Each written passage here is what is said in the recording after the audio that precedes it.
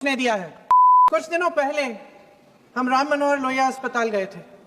Police lathi charge में घायल दिल्ली की उस छात्र की स्थिति जानने के लिए जो आईसीयू में अपनी जिंदगी की सबसे बड़ी लड़ाई लड़ रही है।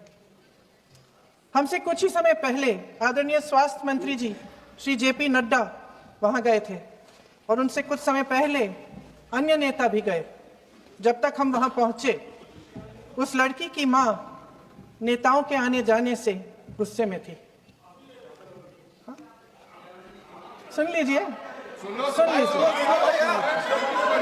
सुनिए, किसी की पीड़ा का मजाक नहीं उड़ाते।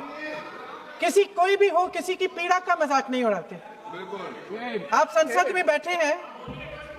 निशिकांत जी, आप बना रहे हो। जब तक हम वहां पहुंचे, उस लड़की की मां नेताओं के आने जाने से गुस्से में थी। किस लिए आए हो?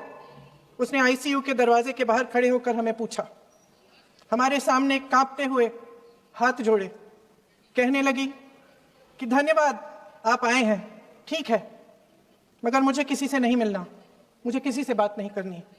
महोदय, उस मां की पीड़ा से उसका पूरा शरीर कांप रहा था, लेकिन उसने दृढ़ आवाज में कहा, सुबह से बड़े बड़े लोग यहां आ रहे हैं, एक के बाद एक वीडियो बना रहे हैं। वह भी आए जिन्होंने मेरी बेटी का ये हाल किया है। किस लिए? उसने हमसे पूछा। किस लिए? मेरी बेटी की बलि तो चढ़ गई है, लेकिन उसे कुछ भी हो जाए तो मैं उसके लिए अपने आप लड़ूंगी। मुझे किसी की मदद नहीं चाहिए, मैं अकेले लड़ लूंगी। महोदय, शायद मुझे यहां खड़े होकर सबके सामने ये बात नहीं कहनी चाहिए, मगर उस मां की गुहार ने मुझे शर्मिंदा किया। उसके दिल के टूटने की वो आवाज जो अस्पताल की दीवारों से में गूंज रही थी, मेरे मन में अभी भी गूंज रही है। इसलिए उस मां की इजाजत लिए बिना मैं आपके द्वारा आदरणीय प्रधानमंत्री महोदय जी और आदरणीय गृह मंत्री महोदय जी से पूछना चाहती हूं कि क्या जरूरत थी एक मासूम बच्ची पर इस तरह दमन करने की? क्या जरूरत थी उन छात्रों पर आंसू गैस चलवाने की, उन पर लाठियां बरसाने की, उन पर वाटर कैनन्स चलवाने की? क्या जरूरत थी उन नौजवान लड़कियों को जलील करते हुए उनके कपड़े फाड़ने की, उनको बेरहमी से गंदी तरह पिटवाने की? देश के युवाओं पर पैलेट गन्स और AK-47 चलवाने की क्या आवश्यकता थी? क्या वे आतंकवादी थे? क्या आतंकवादी हैं? टेररिस्ट हैं? हाँ, कांग्रेस बोल रही है। हाँ, कांग्रेस बोल रही है। जवाब दीजिए, जवाब दीजिए। कांग्रेस बोल रही है, जवाब मांग रही है, जवाब दीजिए।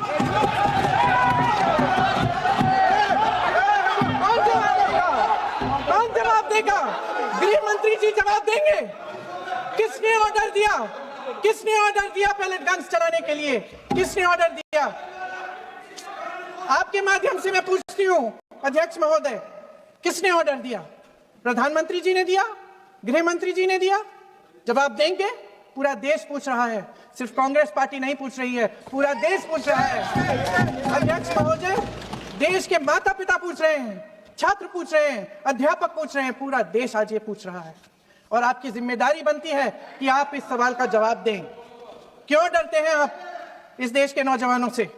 क्यों डरते हैं आप इस देश की बुलंद आवाज से? और उस आवाज को दबाने का हक आपको किसने दिया है? महोदय, ये सदन यहाँ बैठे हुए सांसदों की जागीर नहीं है, ये इस देश की अमानत है। यहाँ बैठे हम सब इस देश की जनता, इस देश के युवाओं, बुजुर्गों, गरीबों, अमीरों और सब धर्मों, सब वर्गों के देशवासियों के सेवक हैं। हम उनके प्रतिनिधि हैं और ये सत्ता हमें उन्होंने ही दी है। इस देश का संविधान हमारी सर आंखों पे, इस देश का लोकतंत्र सर्वोपरि है, इसे ध्वस्त करना पाप है। यह करोड़ों जनता हमसे सिर्फ एक चीज मांगती है, जवाबदेही। इंग्लिश में इसे अकाउंटेबिलिटी कहते हैं। हमें सत्ता देकर, हमें यहां तक लाकर सिर्फ उसकी ये गुहार है कि जो हम करें उसकी भलाई के लिए करें, और अगर उनके साथ अन्याय हो तो हम उनके प्रति जवाबदेह बने और उन्हें न्याय दिलवाएं। पिछले दिनों हजारों बच्चे सड़क पर उतरे, उन्होंने अपनी पीड़ा व्यक्त की, गांधी जी के दिखाए हुए रास्ते पर अहिंसा और सत्य को अपने दिलों में रखते हुए, गाते, मुस्कुराते हुए शांतिपूर्वक प्रदर्शन किया। लोकतंत्र के सबसे पवित्र सिद्धांत के तहत उन्होंने अपनी आवाज उठाने का अधिकार कायम किया। ये उस भारत के बच्चे हैं जो गांव में रहते हैं, जो महानगरों में रहते हैं, जो छोटे कस्बों में, छोटे शहरों में रहते हैं, जहां माँ अपने गहने बेच देती है, पिता अपनी जमीन गिरवी रख देता है, एक परिवार अपनी पूरी जिंदगी की कमाई बच्चे के सपने पर खर्च देता है। और अब उन्हीं बच्चों को लगने लगा है कि आज इस देश में मेहनत से ज्यादा बेईमानी मायने रखती है, मेरिट से ज्यादा पैसा मायने रखता है। तब सिर्फ एक छात्र नहीं हारता, उम्मीद हारती है। इन परेशान बच्चों ने अपनी उम्मीदें आपसे साझा की। उनकी मांगे क्या थी? कि पेपर लीक करके उनके साथ जो बार बार अन्याय किया जा रहा है उस पर कार्रवाई की जाए, कि जो सिस्टम उनके भविष्य को कुचल रहा है उसे सुधारा जाए, कि जो माफिया उन्हें घेरे हुए है उसे हटाया जाए, कि जिस मंत्री के कार्यकाल में यह सब हुआ वह इस्तीफा दे, कि उन पर बर्बरता करने वालों पर कार्रवाई की जाए और उसके लिए माफी मांगी जाए। बस यही उनकी मांग थी ना, कि जो शिक्षा और स्वतंत्र अभिव्यक्ति का अधिकार उन्हें संविधान ने दिया है उसे कायम रखा जाए। महोदय, हमारे एजुकेशन सिस्टम में कुछ समय से बहुत खामियां भर चुकी हैं। बच्चों पे जो प्रेशर डाला जाता है उसकी वजह से सैकड़ों बच्चों ने आत्महत्या कर डाली है। उससे भी ज्यादा बच्चे डिप्रेशन में डूब रहे हैं। परिवारों पर बच्चों को पढ़ाने लिखाने के लिए घूस, capitation fees, tuition fees, coaching fees आदि के घिनौने दबाव हैं। लोन लेने पड़ते हैं, सामान बेचना पड़ता है और उसके बावजूद कोई गारंटी नहीं कि उनके बच्चों के भविष्य मजबूत बन पाएंगे, क्योंकि बेरोजगारी चरम पे है। इस सरकार ने रोजगार पैदा करने वाले सभी सेक्टर्स को लगातार कमजोर किया। एग्जामिनेशन सिस्टम खुद फेल हो गया है। पिछले दशक में 152 पेपर लीक हुए, 750 करोड़ छात्र प्रभावित हुए, मगर एक भी दोषी, एक भी माफिया को सजा नहीं।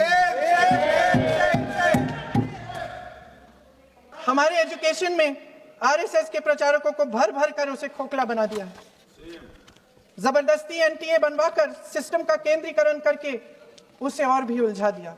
देश के कुल बजट में, हाँ जी जबरदस्ती, आपने अभी सुना तमिलनाडु के हमारे साथी क्या कह रहे थे। देश के कुल बजट में एजुकेशन बजट की हिस्सेदारी हर साल बढ़ाने की बजाय घटती जा रही है। 1.4 लाख करोड़ रुपया का पूरा बजट एजुकेशन बजट है और 1.32 लाख करोड़ सिर्फ नीट देने वाले 22 लाख बच्चों के परिवारों से हर साल खींचा जाता है। एक और शर्मनाक आंकड़ा भी है, 1.4 लाख करोड़ रुपया हमारा पूरा एजुकेशन बजट और 16 लाख करोड़ रुपए जो मौजूदा सरकार ने बड़े उद्योगपतियों के लोन माफ किए हैं। सोचिए कि इस सरकार की प्राथमिकताएं क्या है। सच ये है अध्यक्ष महोदय कि जिस तरह अस्पताल में उस छात्रा की मां का विश्वास पूरे सिस्टम से हट गया है, उसी तरह देश के युवाओं का भरोसा इस पूरे सिस्टम से टूट चुका है। और जब इस तरह देश के भविष्य, हमारे युवा निराश होकर सरकार और सिस्टम से अपना भरोसा हटा देते हैं, तो उस भरोसे को फिर से बनाने के लिए सिस्टम के अंदर से जवाब नहीं ढूंढा जा सकता। उसके दायरे से बाहर निकलना पड़ता है, नए सिरे से ठोस प्रयास करने पड़ते हैं। अफसोस की बात यह है अध्यक्ष महोदय कि इतना हो जाने के बाद भी आदरणीय प्रधानमंत्री महोदय जी और उनके साथी इस सच्चाई को समझ नहीं पा रहे हैं। वे अभी भी ये सोच रहे हैं कि पीआर, नैरेटिव चेंज और पालतू मीडिया के सहारे एक बार फिर उनकी नैया पार हो जाएगी। परसों शिक्षा मंत्री जी ने शर्मनाक परिस्थितियों में अपना इस्तीफा दिया और कल यहीं मकर द्वार पर मेरे सत्ता पक्ष के सांसदों ने जिंदाबाद के नारे चिल्लाते हुए उनका संसद में ऐसे स्वागत किया जैसे मानो कोई सुपरस्टार पहुंच गए हैं। विडंबना देखिए महोदय, जब भूतपूर्व शिक्षा मंत्री को मुकुट पहनाया जा रहा था, स्वागत हो रहा था उनका, तब महाराष्ट्र में एक परिवार पेपर लीक पीड़ित अपनी बेटी की आत्महत्या का शोक मना रहा था। आपकी सरकार ने देश के करोड़ों छात्रों को क्या संदेश दिया? आपको किस बात का गौरव है, किस बात का अभिमान है? ये कौन सा अहंकार है? जहां आंखों में शर्म होनी चाहिए वहां बेशर्मी और स्वागत के नगाड़े बजाए रह रहे हैं। एक तरफ मातम है, दुख है, यहाँ फूल माला डाल रहे हैं।